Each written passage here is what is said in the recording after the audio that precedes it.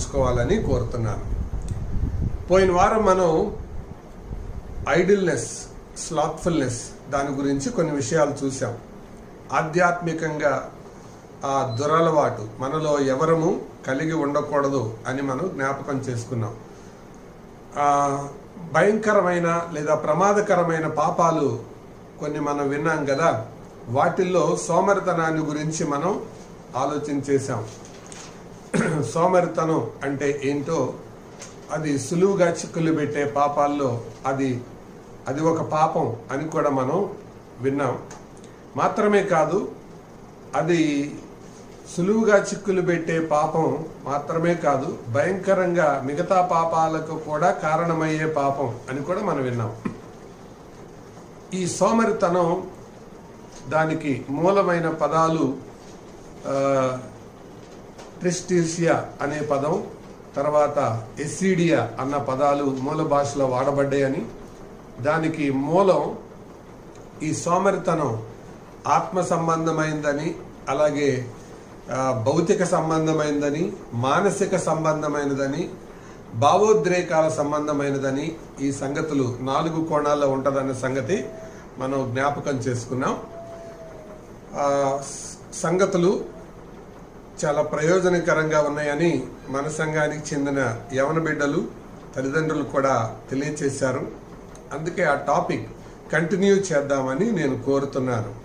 ఈరోజు ఆత్మ సంబంధమైన సోమరితనాన్ని గురించి, స్పిరిచువల్ లేజినెస్ గురించి మనం కొన్ని విషయాలు నేర్చుకుందాం. జాగ్రత్తగా ఆలోచన చేస్తూ ధ్యానపూర్వకంగా వినాలని కోరుతున్నాను. అటు ఇటు ఏకాగ్రత లేకుండా మీరు కూర్చున్న స్థలంలోనే కూర్చొని దేవుని మాటలు వినండి. మీ పిల్లలు కుటుంబంగా వినేలాగా మీరే జాగ్రత్త తీసుకోండి. దీని విషయంలో మనం ఆలోచన చేయడం కొరకు అసలు ఆధ్యాత్మిక సోమరితనాన్ని గురించి మనం ఎందుకు తెలుసుకోవాలి, ఎందుకు నేర్చుకోవాలి? Why should we learn about, why should we know about spiritual idleness or spiritual slothfulness అనేది మనం ఆలోచన చేస్తే ఒక్క కారణం నాకు కనపడింది. గతంలో కూడా మనం దాని గురించి ఆలోచన చేశాం. ఆధ్యాత్మికమైన సోమరితనం మిగతా సోమరితనాలను ప్రభావితం చేస్తుంది. మరొక కారణం ఏంటంటే, అసలు మనిషి 3 రకాలుగా ఏర్పడిన వ్యక్తి అని మనకు తెలుసు. ఆత్మ, ప్రాణము, శరీరము. దాన్నే ఇంగ్లీష్లో స్పిరిట్, సోల్ అండ్ బాడీ అంటారు. మన శరీరానికి ఎప్పటి వరకు విలువ ఉంటుంది, మనకి ఎప్పటి వరకు విలువ ఉంటుంది అని అంటే, ఈ ఆత్మను, ఈ శరీరాన్ని కట్టి ఉంచే ప్రాణం ఉన్నంత వరకు, ఆ సోల్ ఉన్నంత వరకే. ప్రాణం ఎప్పుడైతే పోయిందో ఈ శరీరానికి విలువ ఉండదు అన్న సంగతి మరి ముఖ్యంగా కరోనా దినాల్లో మనం చూస్తున్నాం. అసలు ఆ డెడ్ బాడీస్ను కూడా ఇంటికి కూడా తీసుకురానివ్వడం లేదు, ఇవ్వడం లేదు కూడా, అడిగినా కూడా ఇవ్వడం లేదు. వారిని కొన్ని చోట్ల ఫారిన్ కంట్రీస్లో కుదిరిన స్థలాల్లో పాతేస్తున్నారు మూకుమ్మడిగా, కొన్ని స్థలాల్లో కాల్ చేస్తున్నారు. మొత్తానికి వారికైతే చూపించటం లేదు. దీన్ని బట్టి మనకు అర్థమయ్యేది ఏంటంటే, ఆత్మను, శరీరాన్ని, ఈ రెండిటిని కట్టి ఉంచేది, బైండ్ చేసేది ప్రాణం. ఈ ప్రాణం ఎప్పుడైతే పోయిందో ఆత్మ దేవుని దగ్గరికి వెళ్ళిపోతుంది, శరీరం మట్టిలోకి వెళ్ళిపోతుంది. మళ్ళా చెప్పిన, ప్రాణం పోగానే ఆత్మ దేవుని దగ్గరికి వెళ్ళిపోతుంది. ఇది నా సొంత మాటలు కాదు. మన్నైనది వెనుకటి వల్లనే మరలా మంటికి పోవును, ఆత్మ దాని దయచేసిన దేవుని యొద్దకు మరలా చేరును అన్న మాటలు జ్ఞాని అయిన సొలొమోను ప్రసంగి గ్రంథం 12వ అధ్యాయంలో రాయడాన్ని మనం చూస్తాం. అందుకని ఆత్మ సంబంధమైన జీవితం చాలా ప్రాముఖ్యమైనది అని మనం విన్నాం. ఎందుకు ప్రాముఖ్యమైనది అంటే, చివరిగా దేవునికి మనకి మధ్య సంబంధం మిగిలిపోబోతుంది. అది దేవునితో నువ్వు స్నేహితుడిగానైనా ఆయన్ని ఎదుర్కోవాలి, దేవునికి నీవు శత్రువుగానైనా ఆయన ఎదుర్కోవాలి. Either you have to face God as friend or ఫో. ఒక స్నేహితుడిగానైనా ప్రభువుని ఎదుర్కోవాలి, ఒక శత్రువుగానైనా ప్రభువుని ఎదుర్కోవాలి. ఎవరికైనా ఇంతే, వాళ్ళు విశ్వాసులైనా అవిశ్వాసులైనా. అవిశ్వాసులైతే శత్రువులుగా ఎదుర్కొంటారు, విశ్వాసులైతే స్నేహితునిగా, ప్రాణప్రియునిగా, రక్షకునిగా, ప్రభువుగా ఎదుర్కొంటారు. అవిశ్వాసులైతే వారు ఇక శత్రువుగానే ఎదుర్కోవాల్సి ఉంటుంది. అందుకు ఆత్మ సంబంధమైనది చాలా ప్రాముఖ్యం. అందుకే యేసు ప్రభు వారు కూడా ఈ మాట అన్నాడు, ఒకడు సర్వలోకమును సంపాదించుకొని తన ప్రాణం పోగొట్టుకుంటే వానికి ఏం ప్రయోజనం అన్నాడు. అంటే దాని అర్థం, లోకాన్ని సంపాదించుకున్నాడు భౌతికంగా, ప్రాణం పోగొట్టుకున్నాడు. ప్రాణం పోగొట్టుకోగానే ఆత్మ ఎక్కడికి వెళ్ళిపోతుంది? దేవుని దగ్గరికి వెళ్ళిపోతుంది.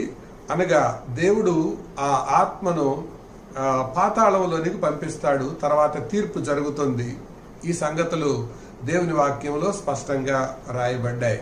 కాబట్టి ఆత్మ గురించి చాలా తీవ్రంగా ఆలోచించాలి. అసలు ప్రపంచంలో ఉన్న మతాలన్నీ కూడా చెప్పేది ఆత్మకు చావు లేదు అని, మరణం లేదు. కాబట్టి ఎల్లకాలం దేవునితో ఉండే ఆత్మ కోసం మనం ఎక్కువగా ఆలోచించేయాలి.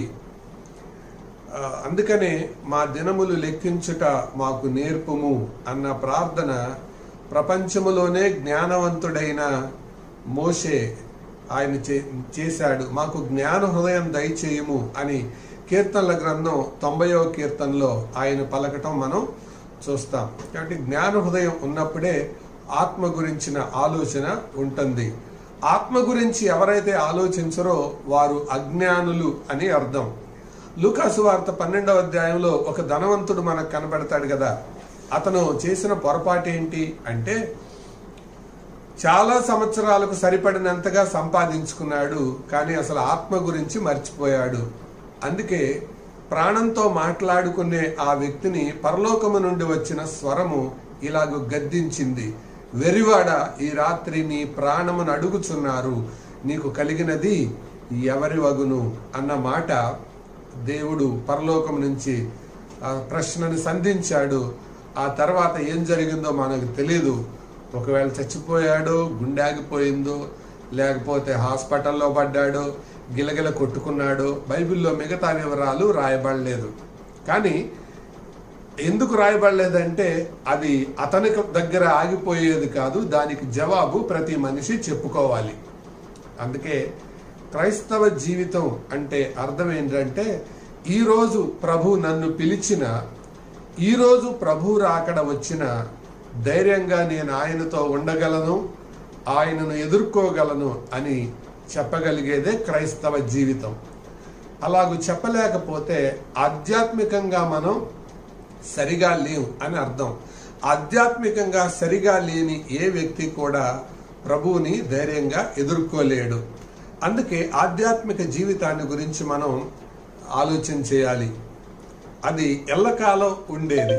ఒకవేళ విలువతో చెప్పాలంటే అది 1,00,00,000 రూపాయలు విలువ లాంటిది. భౌతిక జీవితం 100 రూపాయలు విలువ లాంటిది. ఎందుకంటే జీవితం 100 ఏళ్ల పంట అని అంటారుగా, పెళ్లి 100 ఏళ్ల పంట అంటారుగా, సంసారం, కుటుంబం 100 ఏళ్ళు ఉండేది. మరి నిత్యత్వం, ఆత్మ ఎల్లకాలం ఉండేది. అందుకే అది 1,00,00,000 రూపాయలతో సమానం, ఇది 100 రూపాయలతో సమానం. అసలు రెండింటికి పోలికే లేదు. చాలాసార్లు మనం 1,00,00,000 రూపాయల గురించి ఆలోచించకుండా 100 రూపాయల దాని గురించి ఎక్కువ ఆలోచిస్తుంటాం. 100 రూపాయల నోటు గురించి ఎక్కువ ఆలోచిస్తుంటాం. ఎవరైనా ఒకవేళ 1,00,00,000 రూపాయలు, 100 రూపాయలు ఈ రెండు ఉండగా 1,00,00,000 రూపాయల గురించి మర్చిపోయి 100 రూపాయల గురించే ఆలోచించే వ్యక్తిని, 100 రూపాయలు దొరికినందుకే సంబరపడే వ్యక్తిని మనం ఏమంటాం?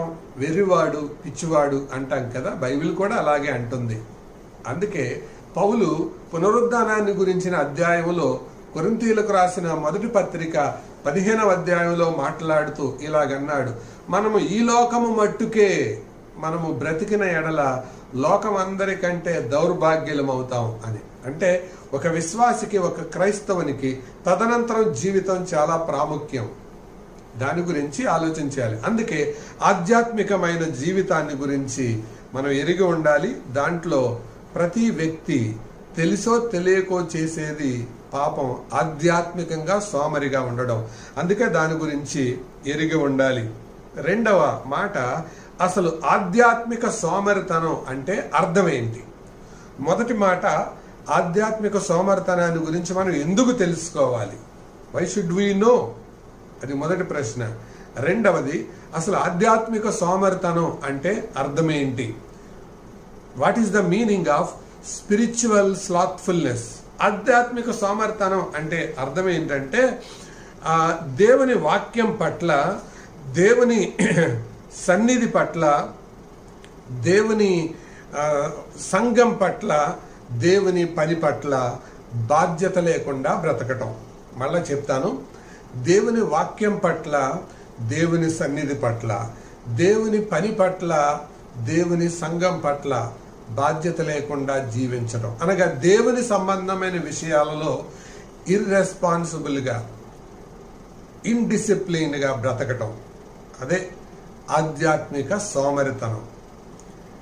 ప్రియులారా, దేవుడు మనిషిని ప్రాణాత్మలతో చేశాడు. మనం ఆదికాండం 1వ అధ్యాయం చూస్తే, 2వ అధ్యాయం మనం చూస్తే, అతడు ఆయన నాసికా రంధ్రములలో జీవవాయువును ఊదగా నరుడు జీవాత్మ ఆయను, జీవించే ఆత్మ, జీవించే ప్రాణి మాత్రమే కాదు, జీవించే ఆత్మగా మారాడు. కాబట్టి ఆత్మ సంబంధమైన వ్యక్తులుగా ప్రభు మనల్ని చేశాడు.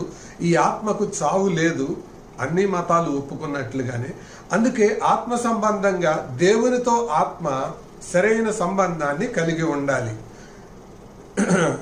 నీ చదువుకి గ్యారంటీ ఉంది అని చెప్పలేం, నీ యొక్క ఉద్యోగానికి గ్యారంటీ ఉంది అని చెప్పలేం, నీ కుటుంబానికి గ్యారంటీ ఉంది అని చెప్పలేం, నీవు కట్టుకునే ఇంటికి గ్యారంటీ ఉంది అని చెప్పలేం, నీవు సంపాదించే ఆస్తికి గ్యారంటీ ఉందని చెప్పలేం, ఆరోగ్యానికి కూడా గ్యారంటీ ఉందని చెప్పలేం. అందుకే లాక్డౌన్ పాటిస్తున్నాం. కానీ ఆత్మకు మాత్రం ఖచ్చితంగా గ్యారంటీ ఉంది. మరి గ్యారంటీ ఉన్న ఆత్మ కొరకైన ఆలోచన లేకుండా బ్రతకటం, అది ఆధ్యాత్మికంగా. ఆ ఆత్మ ఎవరితో రిలేట్ అయి ఉండాలి? దేవునితో. ఆ దేవునితో, ఎల్లకాలం ఉండవలసిన దేవునితో రిలేషన్ లేకుండా బ్రతకడం. ఆ రిలేషన్ లేకుండా బ్రతకడం అంటే దేవుణ్ణి మనం ప్రత్యక్షంగా చూడలేం. అయితే దేవుని వాక్యం ఉంది, దేవుని సన్నిధి ఉంది, దేవుని పని ఉంది, దేవుని పట్ల మనం నెరవేర్చవలసిన బాధ్యతలు ఉన్నాయి. అందుకనే ఈ బాధ్యతలన్నిటినీ నిర్లక్ష్యం చేయడమే ఆధ్యాత్మిక సోమరితనం. అయితే మూడవదిగా, మరి అసలు ఆధ్యాత్మిక బాధ్యతలేంటి? అది మనం నేర్చుకుందాం. ఆధ్యాత్మికమైన బాధ్యతలేంటి? చూడండి, బైబిల్లో దేవుని పట్ల, దేవుని విషయాలలో ఆధ్యాత్మికమైన బాధ్యతలు, ప్రతిరోజు మనం చేయాల్సిన బాధ్యతలు కొన్ని ఉన్నాయి. మనం భోజనం వారానికి ఒకసారి చేస్తామా? రోజు చేస్తామా? రోజు చేస్తాం. స్నానం రోజు చేస్తాం. పళ్ళు తోముకోవడం రోజు చేస్తాం. ఇంట్లో పని రోజు చేస్తాం.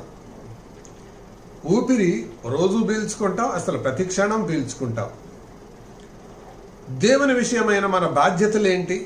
చూడండి, నంబర్ 1, మొదటి బాధ్యత, దేవుని వాక్యాన్ని ఇక్కడి నుంచి జాగ్రత్తగా చూడండి, చదవడానికి ప్రయత్నం చేయండి.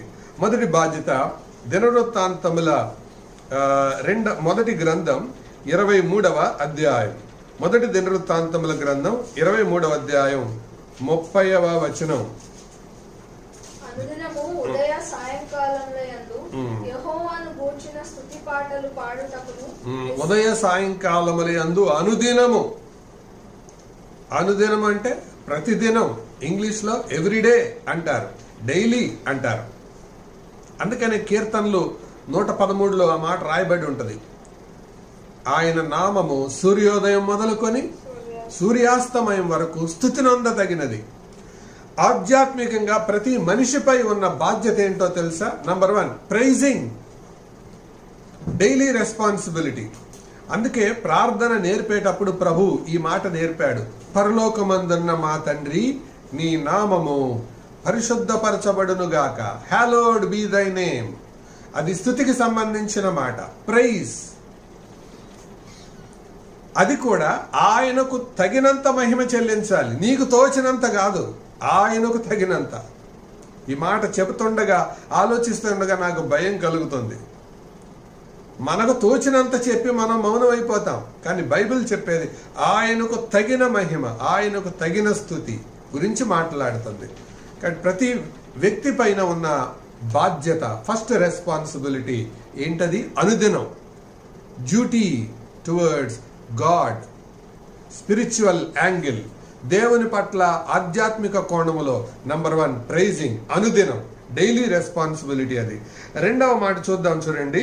రెండవ మాట సామెతల గ్రంథం 8వ అధ్యాయం, సామెతలు 8:34.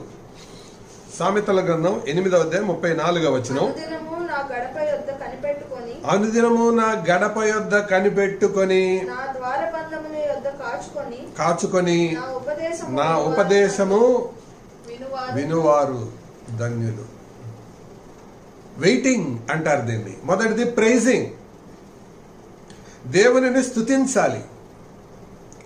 రెండవది, ప్రతి విశ్వాసి, ప్రతి వ్యక్తి దేవుడు తనతో ఏం మాట్లాడతాడో ఆయన గడప దగ్గర కనిపెట్టుకోవాలి, ఆయన గుమ్మం దగ్గర కనిపెట్టుకోవాలి, ఆయన ఇచ్చే ఉపదేశాన్ని తీసుకోవాలి.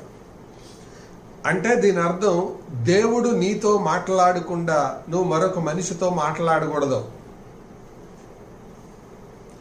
దేవుడు నీతో మాట్లాడకుండా, దేవుని దగ్గర నుంచి నువ్వు మెసేజ్ పొందకుండా నువ్వు మరొక వ్యక్తితో కాన్వర్జేషన్కి దిగకూడదు. అనుదినము, that is a responsibility, spiritual angle. మొదటిది ప్రైజింగ్, రెండవదిగా వెయిటింగ్, ఆయన కొరకు కనిపెట్టుకోవాలి. మూడవ బాధ్యత చూడండి, నంబర్ 1 3. దానియేలు గ్రంథం 6వ అధ్యాయం 10-13 వచనాలు. దానియేలు గ్రంథం 6వ అధ్యాయం 10-13 వచనాలు మనం చూస్తే, దానియేలు తెలుసుకొని అతడు తన ఇంటికి వెళ్ళి యథాప్రకారముగా అనుదినము ముమ్మారు మోకాళ్ళుని తన ఇంటి పైగది కిటికీలు యెరూషలేము తట్టునకు తెరవబడి ఉండగా. చాలు, అంత మటుకు చాలు. ఈ మనకు బాగా పరిచయమైన వాక్య భాగం కాబట్టి దీన్ని నేను చెప్పేస్తున్నాను. అనుదినము ప్రార్థన చేయడం, that is ever spiritual duty. అది నీ ఆధ్యాత్మికమైన బాధ్యత. యేసు ప్రభు కూడా ఈ లోకంలో ఉన్నప్పుడు దాన్ని నెరవేర్చాడు. పగలంతా ప్రజలతో గడిపేవాడు, రాత్రంతా తండ్రితో గడిపేవాడు. పగలంతా బోధించాను, రాత్రంతా ప్రార్థించాను. అది ఆయన డైలీ రొటీన్. ప్రార్థన చేయడం, ప్రేయింగ్, మొక్కుబడి ప్రార్థన కాదు, నిజంగా ఆయన సన్నిధిలో ప్రార్థన చేయడం, తనివి తీరేటంతగా ప్రార్థన చేయడం, ఇది బాధ్యత. తర్వాత 4వ బాధ్యత చూద్దాం రండి. 4 లూకాసు వార్త 9వ అధ్యాయం. లూకాసు వార్త 9వ అధ్యాయం 23వ వచనాన్ని మనం చూస్తే, లూకాసు వార్త 9:23లో, మరియు ఆయన అందరితో ఇట్లనెను, ఎవడైనను నన్ను వెంబడింపగోరిన ఎడల తన్ను తాను ఉపేక్షించుకొని ప్రతిదినము తన సిలువ, ప్రతిదినము డైలీ ఫాలోయింగ్ హిమ్, ఆయన అనుసరించాల, నన్ను వెంబడించాల. సోదరులారా, సోదరిలారా, ఆయనను వెంబడించాల. చాలా మందికి ఫ్యాన్స్ ఉంటారు, అంటే అభిమానులు, అభిమాన సంఘాలు. ఎవరు అభిమాన సంఘాల వాళ్ళు వాళ్ళని అనుసరిస్తూ ఉంటారు. కానీ క్రిస్టియన్ అయితే యేసు ప్రభువుని అనుసరిస్తూ ఉండాలి అనుదినము. అది డైలీ ఎక్స్పీరియన్స్ అవ్వాలి. అనుదినము వెయిటింగ్, ఫాలోయింగ్ మనం చూస్తున్నాం. 4 బాధ్యతలు మనం విన్నాం కదా. ఉపేక్షించుకొని, సిలువనెత్తుకొని వెంబడించాలి. ఆ వివరాలు నేను చెప్పను, వ్యక్తిగతంగా ధ్యానం చేయండి. అనుసరిస్తున్నారా ప్రభువుని? ప్రతిరోజు మన జీవిత విధానం ప్రభువుని అనుసరించేలాగే ఉందా, లోకాన్ని అనుసరించేలాగుందా? 5వ మాట చూద్దాం రండి. అపోస్తల కార్యములు 2వ అధ్యాయం. అపోస్తల కార్యముల గ్రంథం 2వ అధ్యాయం 46వ వచనం. మరియు వారేక మనస్కులై ప్రతిదినము దేవాలయములో తప్పక కూడుకొనొచ్చు. గ్యాదరింగ్ అంటారు. దేవాలయంలో కూడుకోవడం గ్యాదరింగ్. ఆ రోజుల్లో ప్రతిరోజు కూడుకునేవాళ్ళు.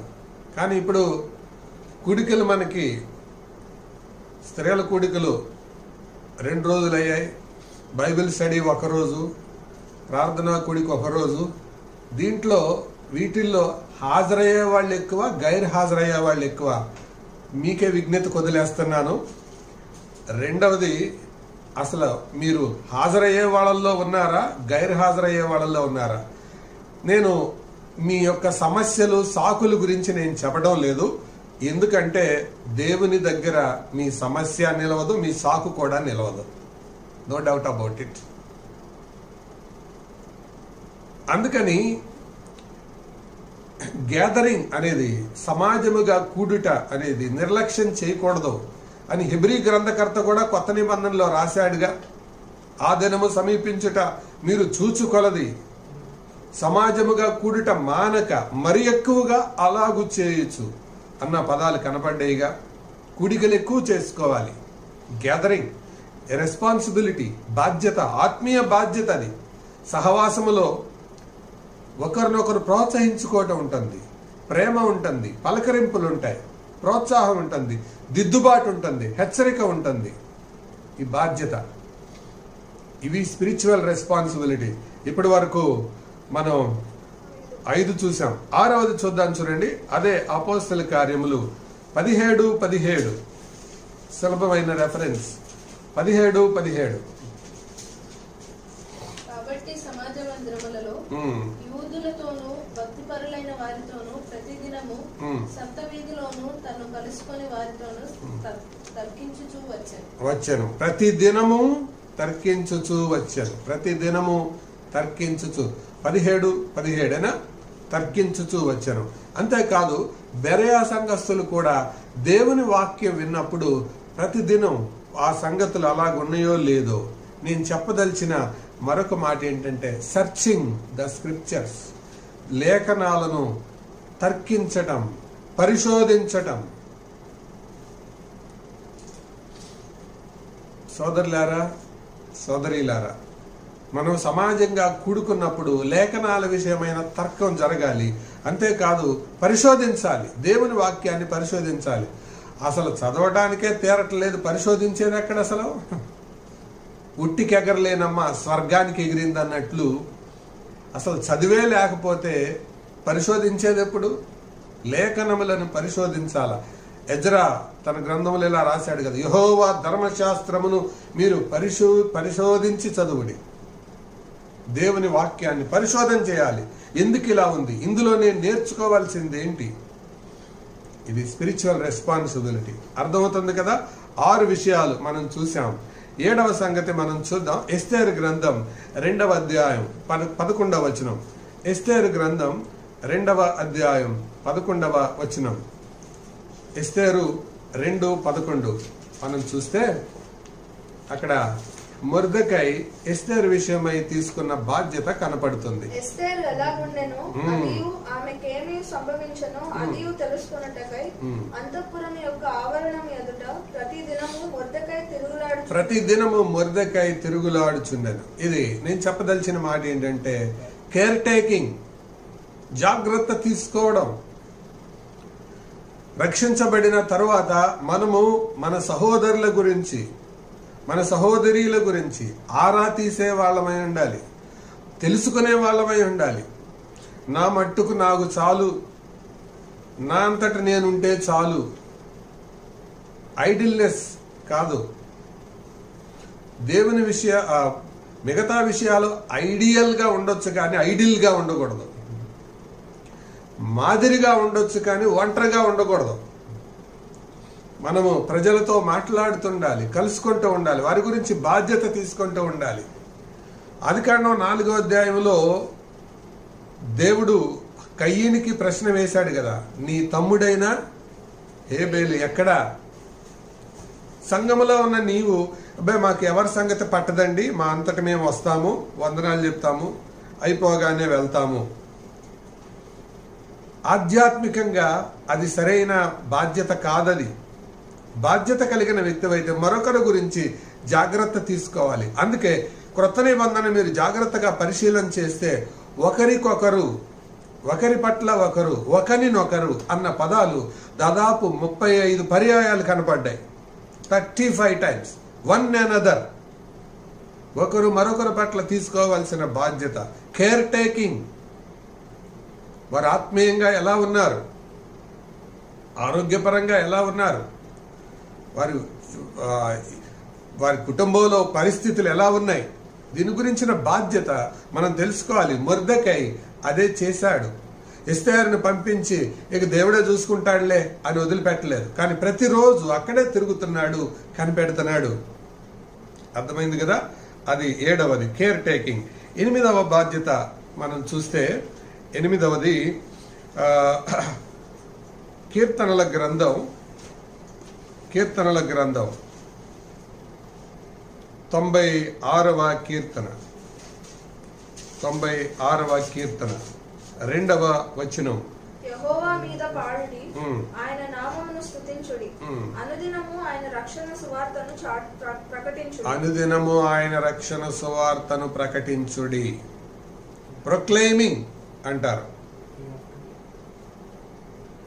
ఆయన సువార్తను గాస్పెల్లింగ్, గాసిపింగ్ కాదు, గాస్పెల్లింగ్, సువార్త ప్రకటించడం. ఇవి మనపై ఉన్న బాధ్యతలు. ఈ బాధ్యతలన్నీ మనం నెరవేర్చకపోతే మనం ఎవరు? Spiritually lazy. స్పిరిచువల్లీ లేజీ అంటే బాధ్యత రాహిత్యం అని అర్థం. బాధ్యత రహితులుగా ఉన్నారు అని అర్థం. ఒకసారి జ్ఞాపకం చేసుకుందామా? ప్రైజింగ్, వెయిటింగ్, ప్రేయింగ్, తర్వాత వెయిటింగ్, మళ్ళొకసారి ప్రైజింగ్ స్తుతించడం, వెయిటింగ్ కనిపెట్టడం, ప్రేయింగ్ ప్రార్థించడం, ఫాలోయింగ్ ఆయనను వెంబడించడం, గ్యాదరింగ్ సంఘంగా సమాజముగా కూడడం, సర్చింగ్ లేఖనాలను పరిశోధించడం, ఒకరితో ఒకరు తర్కించడం, మాట్లాడుకోవడం, సంభాషించడం. నెక్స్ట్ కేర్ టేకింగ్, మరొకరి పట్ల బాధ్యత కలిగి ఉండడం. దాంట్లోనే హెబ్రీ పత్రిక 2వ అధ్యాయం కూడా మనం యాడ్ చేసుకోవచ్చు. ఒకరికొకడు బుద్ధి చెప్పుకొనిడి నేడను సమయం ఉండగానే అని. తర్వాత ప్రొక్లైమింగ్, సువార్త ప్రకటించడం.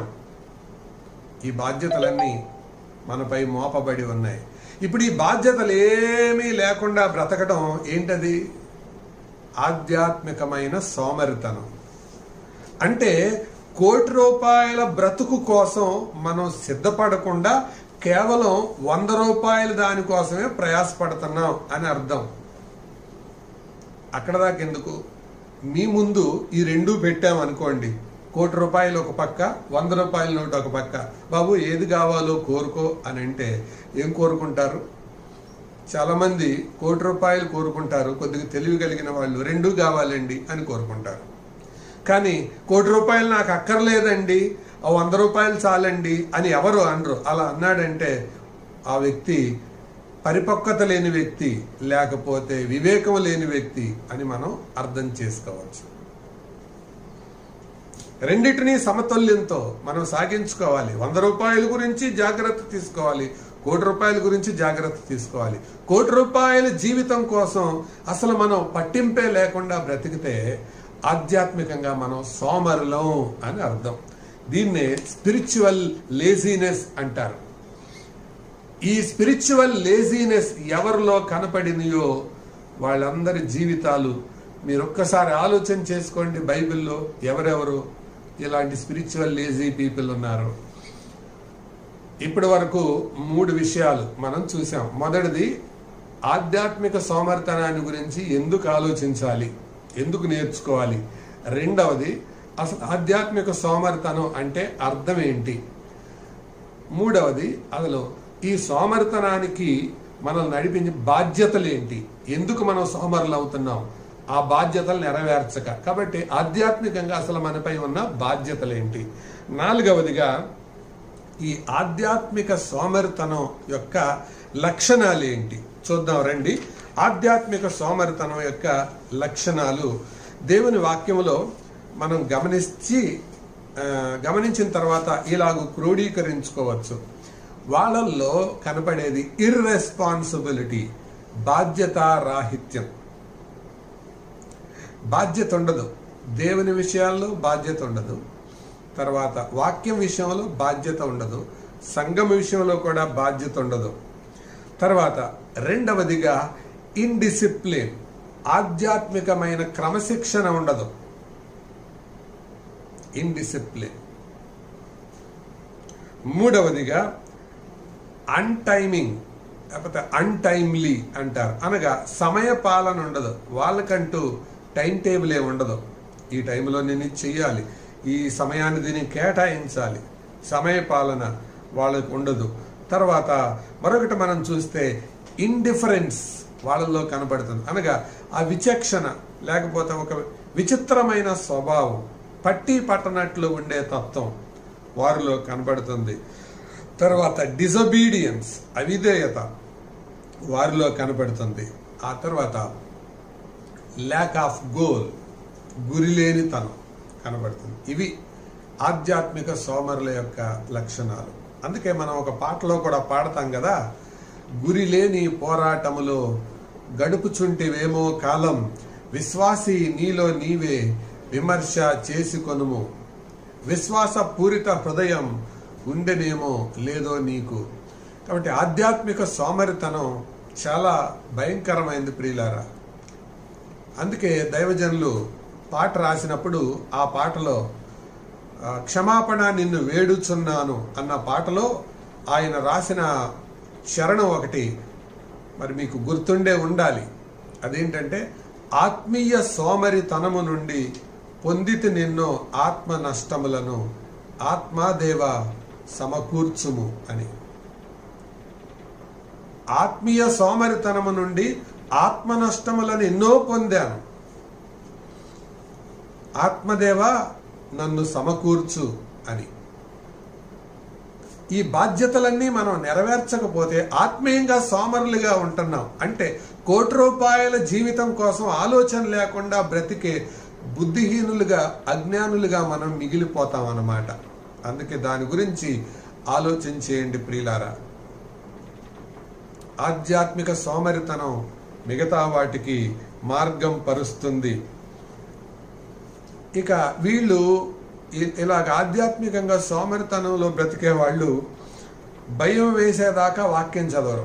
భయం వేసినప్పుడు మాత్రం బైబిల్ ఎందుకమ్మా 23వ కీర్తనది, యెహోవా నా కాపరి నాకు లేమి కలగదు. లేకపోతే 91వ కీర్తనది, మహోన్నతుని చాటు నివసించేవాడే. ఈ కరోనా కాలంలో ఎక్కువగా వినబడే సందేశాలు, ఎక్కువగా చదివేవి ఇవే. లేకపోతే 27వ కీర్తన కూడా, యెహోవా నాకు వెలుగును రక్షణ అయి ఉన్నాడు. 18వ కీర్తన ఏంటిది, యెహోవా నా బలమా, యెహోవా నా బలం, ఆయన ప్రేమిస్తున్నాడు, నా కాపరి.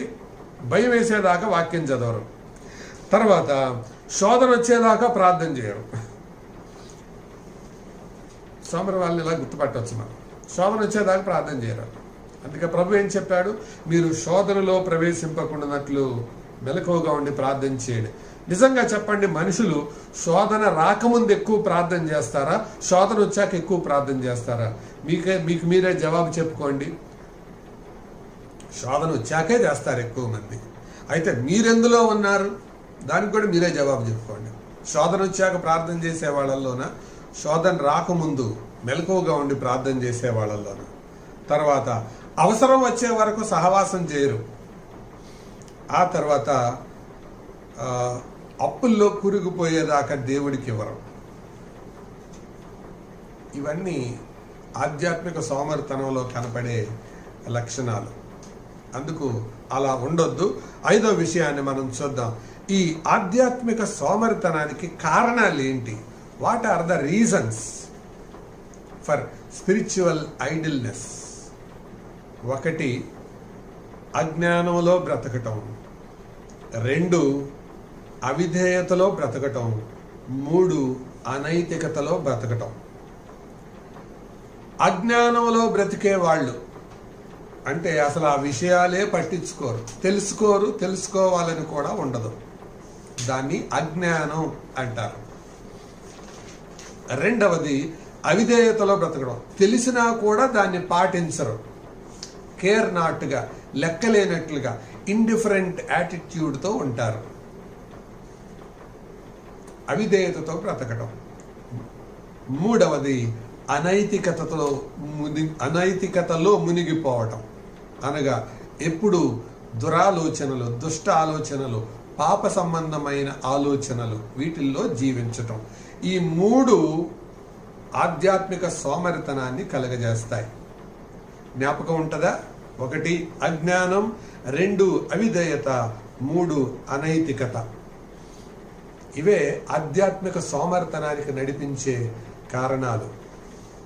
6వది, మరి ఆధ్యాత్మిక సోమరితనానికి వచ్చే ఫలితాలు ఏంటి? What are the results?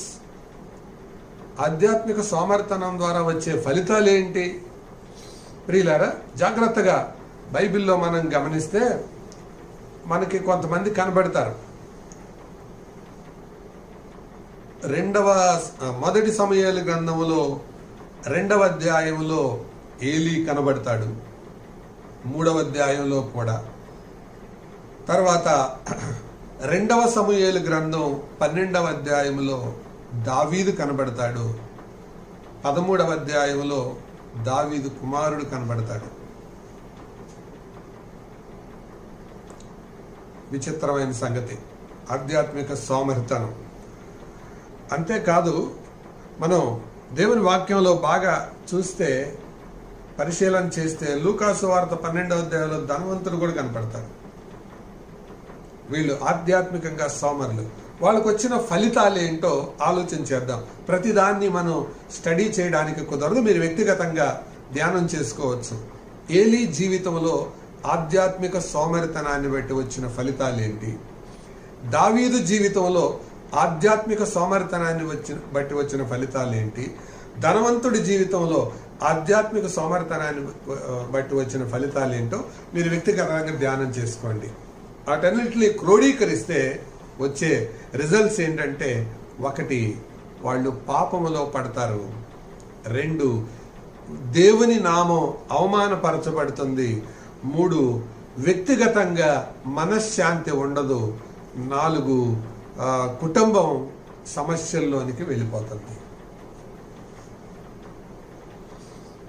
దాని పర్యవసానాలు ఇలాగే ఉంటాయి. ఎవరైతే ఆధ్యాత్మిక సోమరితనంలో జీవిస్తూ ఉంటారో వారి జీవితంలో వారు పాపంలో పడతారు, సులువుగా పడిపోతారు, సులువుగా చిక్కులు పెట్టేస్తుంది పాపం.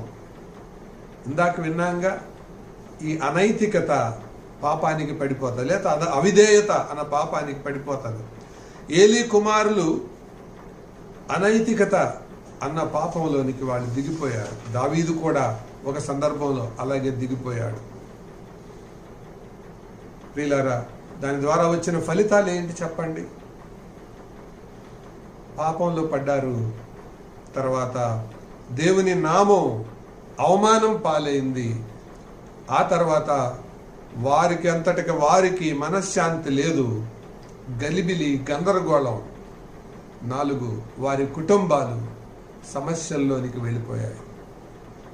ఎవరైనా ఇంతే. ఆధ్యాత్మిక సోమరులుగా ఎవరైతే జీవిస్తూ ఉంటారో ఇదే జరుగుతుంది. రైట్. చివరిదిగా 7వది, ఆధ్యాత్మిక సోమరితనం నుండి బయటపడే మార్గాలు ఏమన్నా ఉన్నాయా? అది మనం ఆలోచన చేద్దాం.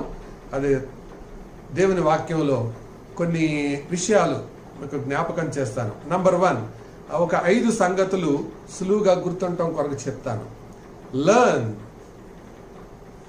2వది ఫియర్. 3వది థింక్. 4వది రిమెంబర్. 5వది ప్లాన్. ఈ 5 విషయాలు ఎవరిలోనైతే ఉంటాయో ఈ ఆధ్యాత్మిక సోమరితనం నుండి బయటపడవచ్చు. లెర్న్, ఏమి నేర్చుకోవాలి? Learn from the past, learn from the previous examples. దేవుని వాక్యాన్ని మనం గమనిస్తే వాక్యంలో అనేక మంది పాజిటివ్ ఎగ్జాంపుల్స్ కనపడతారు, నెగిటివ్ ఎగ్జాంపుల్స్ కనపడతారు. ఇప్పటి వరకు మనం పర్యవసానాల్లో నెగిటివ్ ఎగ్జాంపుల్స్ చూసాం కదా, అనగా ప్రతికూలమైన ఉదాహరణలు. ఇప్పుడు సానుకూలమైన ఉదాహరణలు మనం చూద్దాం. అపొస్తలుల కార్యాల గ్రంథం జాగ్రత్తగా మనం ఆలోచన చేస్తే అందులో కొంతమంది వ్యక్తులు కనబడతారు. అపొస్తలుల కార్యాల గ్రంథంలో మొదటి 12 అధ్యాయాల్లో పేతురు డామినేటింగ్ క్యారెక్టర్, 13 నుండి 28 అధ్యాయాల్లో పౌలు డామినేటింగ్ క్యారెక్టర్. ఇద్దరు గొప్ప అపోస్తలులు, పెద్ద అపోస్తలులు. మొదటి 12 అధ్యాయాల్లో పేతురు, 13 నుంచి 28 అధ్యాయాల్లో పౌలు. వీళ్ళిద్దరూ డామినేటింగ్ క్యారెక్టర్స్. అయితే మనము పేతురంతట వాళ్ళం కాలేము, పౌలంతట వాళ్ళం కాలేము. కానీ సామాన్యమైన వాళ్ళు, చిన్న చిన్న వాళ్ళు, అప్పుడే అక్కడే కనపడి ప్రయోజనకరంగా బ్రతికిన వాళ్ళు కొద్దిమంది ఉన్నారు. మీరు నోట్ చేసుకుంటే త్వరగా నోట్ చేసుకోండి, నేను చెప్తాను. Number 1 Philip. అపోస్తల కార్యములు 8వ అధ్యాయం 35-36 వచనాల్లో కనపడతాడు. సువార్తికుడిగా, సువార్త చెప్పే వ్యక్తిగా కనపడతాడు. సువార్త చెప్పడం చూడండి. అతడు ఆ పని చేయడం వలన నపుంసకుడు, అతడు రక్షించబడ్డాడు. దాని ద్వారా ఇథియోపియా ప్రాంతం మొత్తం సువార్తమయమైంది. ఇథియోపియాకి నపుంసకుడే మిషనరీగా మారాడు. చిన్న పని, సువార్త చెప్పాడు. ఆ సువార్త కూడా సొంత మాటలతో చెప్పలా, అతను చదువుతున్న యెషయా గ్రంథాన్ని అర్థమయ్యేలాగా చెప్పాడు. ఈ పని చేయలేమా మనం? అది వాళ్ళ జీవితంలో నుంచి నేర్చుకోవాలి. రెండవది 9వ అధ్యాయంలో 10వ వచనంలో అపొస్తలుల కార్యాల్లోనే అననీయ కనబడతాడు. అననీయ ఏం చేశాడు అంటే, అప్పటికే 2 ప్రభు చేత పట్టబడిన సౌలును నడిపించాడు, సరైన మార్గంలోకి నడిపించాడు, తిన్ననిదనబడిన వీధిలోనికి. అనగా పౌలు తిన్ననిదనబడిన వీధిలోకి వచ్చాడు, కానీ ఇంకా తిన్నగా గాల. వచ్చిన వీధి మాత్రం తిన్ననిదనబడిన వీధే, కానీ అతను తిన్నగా చేయడానికి ఆ వీధిలో ఉన్న సౌలు దగ్గరికి అననీయాని పంపించాడు. ప్రార్థించాడు, సలహాలు ఇచ్చాడు, బలపరిచాడు. ప్రియులారా, అననీయ లాంటి పని మనం చేయలేమా? ప్రోత్సహించాలి. తర్వాత 3వదిగా అదే అపోస్తలుల కార్యాలు 9వ అధ్యాయం 26వ వచనంలో చూస్తే బర్నబా కనపడతాడు. బర్నబా చేసిన పని ఏంటి? మనుషులు ఎవరో నమ్మటం లేదు సౌలుని.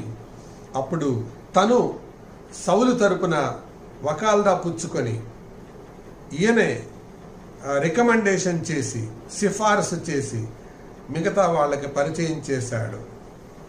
ఒక క్రొత్త వ్యక్తిని సంఘములోనికి కలిపే పని, సంఘములోనికి పరిచయం చేసే పని, అది మనం చేయలేమా? సువార్త చెప్పి మార్చాడు ఫిలిప్. తర్వాత అననీయ సలహా ఇచ్చి బలపరిచి పౌలుని తిన్ననిదనబడిన మార్గంలో, ఆ వీధిలో ఉన్న వ్యక్తిని మార్గంలోకి తీసుకొచ్చాడు. ఆ తర్వాత బర్నబా సంఘములోనికి తీసుకుని వచ్చాడు, సంఘానికి పరిచయం చేశాడు. అదే 9వ అధ్యాయం 36వ వచనానికి మీరు వస్తే అందులో తబిత అనే ఆవిడ కనబడుతుంది. ఆవిడ సత్క్రియలు చేసే వ్యక్తిగా ఉంది. She was busy. ఆవిడేం పెద్ద ప్రసంగికురాలు కాదు, సత్క్రియలు చేసేది. విధవరాలు, అలాగే శిష్యురాలు అన్న మాట అక్కడ కనబడుతుంది. కానీ సత్క్రియలు చేసే వ్యక్తిగా మనం చూస్తున్నాం. ఎంత మందిని ప్రభావితం చేసిందండి ఆవిడ. ఈ పని చేయలేమా మనం? ఈ చిన్న చిన్న వ్యక్తులను మన పురికొల్పుగా దేవుడు తన గ్రంథంలో రాశాడు. పౌలు లాగా, పేతురులాగా గొప్ప గొప్ప పరిచర్యలు చేయలేకపోవచ్చు. వాళ్ళలో నుంచి నేర్చుకుందాం. నెగిటివ్ ఎగ్జాంపుల్స్ ఉన్నారు, పాజిటివ్ ఎగ్జాంపుల్స్ ఉన్నారు. వారిలో నుంచి మనం నేర్చుకుందాం, పాటిద్దాం. అది ఆశీర్వాదకరమైన జీవితం. రెండవ మాట, ఫియర్ ద లార్డ్. దేవునికి భయపడడం. అసలు సామెతల గ్రంథం యొక్క సారాంశమే అది కదా. గత క్లాసులో మనం విన్నాం, యెహోవా యందు భయభక్తులు కలిగి ఉండుట జ్ఞానమునకు మూలం. మొదటి అధ్యాయం 7వ వచనం అనుకుంటాను, సామెతలు 1:7. ప్రసంగి గ్రంథం యొక్క కన్క్లూజన్, ముగింపు మాట ఏంటి? ఇదంతా విన్న తర్వాత తేలిన ఫలితార్థం ఇదే, దేవుని యందు భయభక్తులు కలిగి ఆయన త్రోవల యందు నడుచుకొనుట ఇదే మానవ కోటికి విధి అన్నారు. సామెతల గ్రంథానికి బిగినింగ్ లో చెప్పారు, ప్రసంగి గ్రంథానికి ఎండింగ్ లో చెప్పారు. రెండు గ్రంథాలు రాసిన వ్యక్తి ఎవరు? సొలొమోనే, జ్ఞాని. కాబట్టి జీవిత పరమార్థం దేవునికి భయపడడం. అదే చచ్చిపోయేటప్పుడు శిలువ మీద దొంగ, మారు మనసు పొందిన దొంగ, మారు మనసు పొందని దొంగని ఇలా హెచ్చరించాడు. ఈ స్థితిలో ఉండి కూడా నువ్వు దేవునికి భయపడవా అన్నాడు. ఫియర్ ద లార్డ్, దేవుని భయం. Learn, 2 fear. 3వ మాట చెప్తాను, థింక్ అబౌట్ ద కాన్సిక్వెన్సెస్. వచ్చే ఆత్మీయంగా సోమరులుగా ఉంటే వచ్చే పర్యవసానాల గురించి ఆలోచన చేయండి. ఏమంటే పర్యవసానాలు?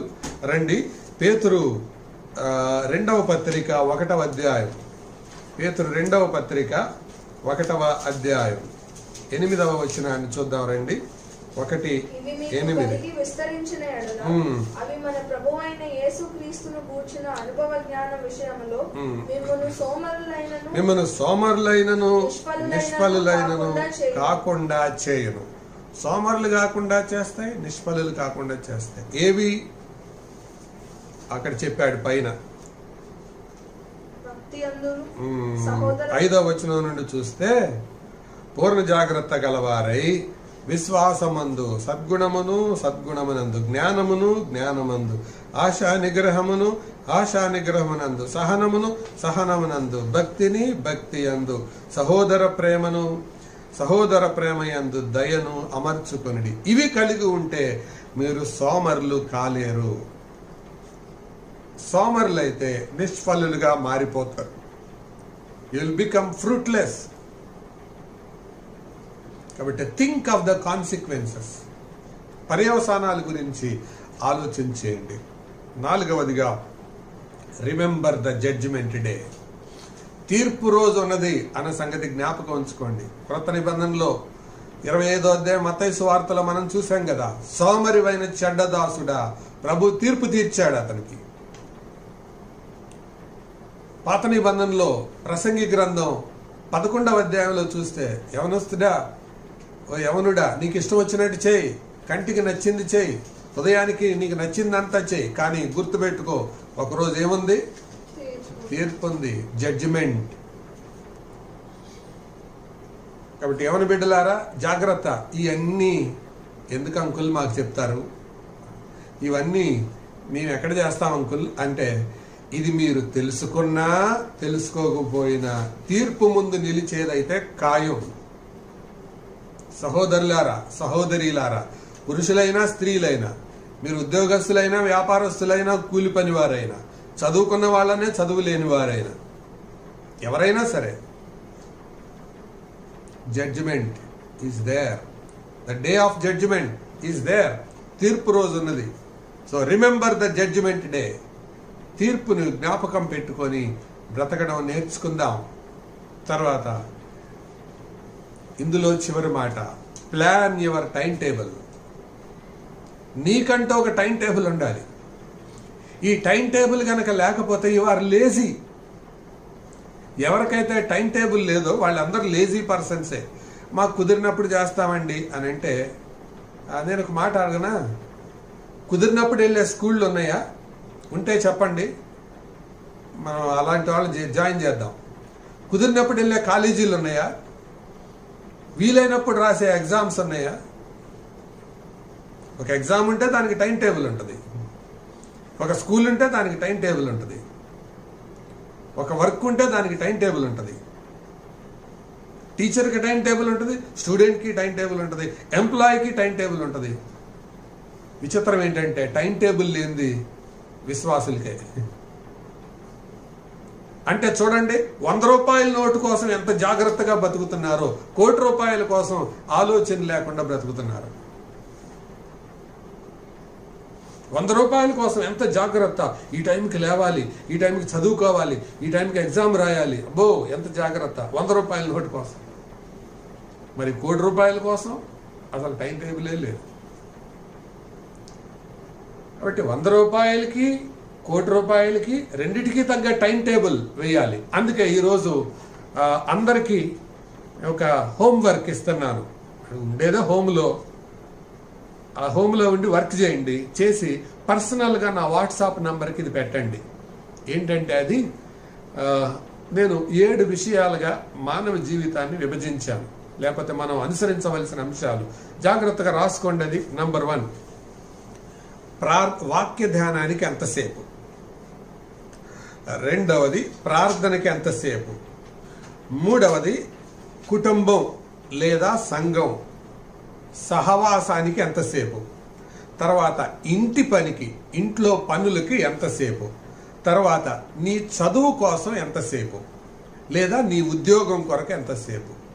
ఆ తర్వాత నీ విశ్రాంతి కొరకు, నీ నిద్ర కొరకు ఎంతసేపు. ఆ తర్వాత సరదాగా కుటుంబంతో, లేకపోతే స్నేహితులతో, లేకపోతే విశ్వాసులతో ఒక స్నేహపూర్వకమైన వాతావరణంలో గడపటం కొరకు ఎంతసేపు. మరలా చెప్తున్నాను, వాక్య ధ్యానానికి ఎంతసేపు, ప్రార్థన కొరకు ఎంతసేపు, సహవాసానికి ఎంతసేపు, ఇంటి పనికి ఎంతసేపు, చదువుకోవడానికి లేదా ఉద్యోగం చేయడానికి ఎంతసేపు, విశ్రాంతికి లేదా నిద్రకి ఎంతసేపు, సరదా ఫన్ టైం దాని కొరకు ఎంతసేపు. ఈ 7 వచ్చినాయి. ఈ 7 విషయాలకు ఎంతసేపో టైం టేబుల్, అంటే ఎన్ని గంటలు కేటాయించవచ్చో టైం టేబుల్ వేసి నాకు ఫోటో తీసి వాట్సాప్కి పెట్టండి. చర్చ్ గ్రూప్లో పెట్టొద్దు, స్త్రీల గ్రూపులో పెట్టొద్దు, పురుషుల గ్రూపులో పెట్టొద్దు, చర్చ్ గ్రూప్లో పెట్టొద్దు. నా పర్సనల్ నంబర్కి వాట్సాప్ పెట్టండి. 2 టైం టేబుల్స్ వేయండి.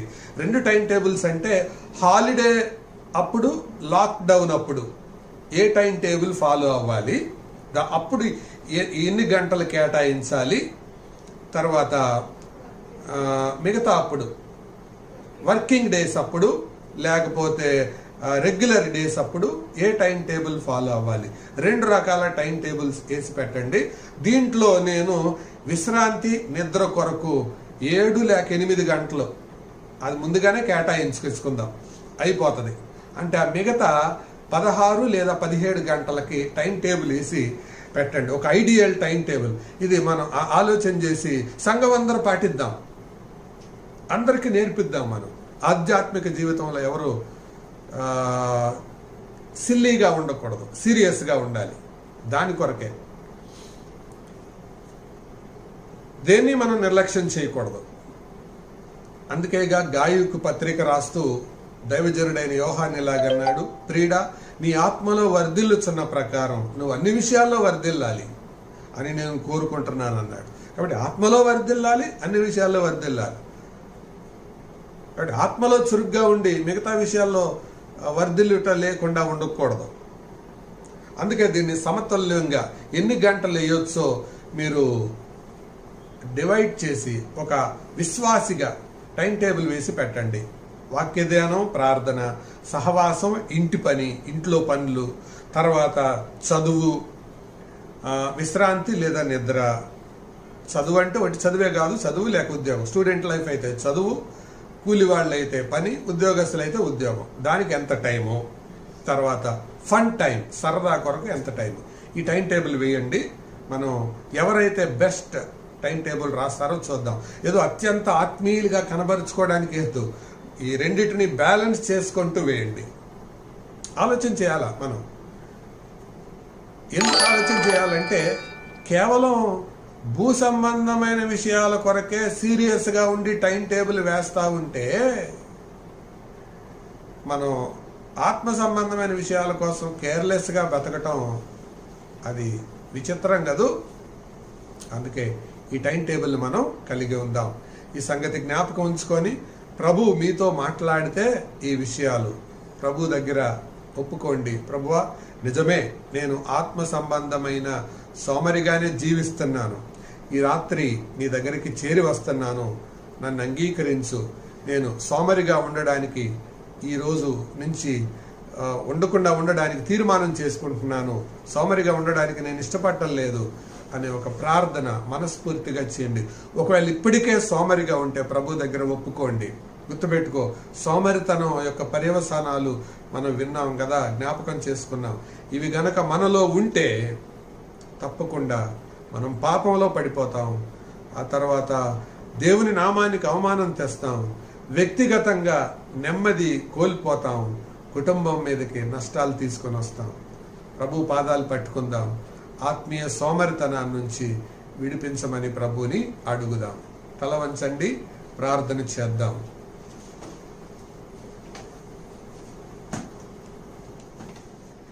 ప్రార్థన.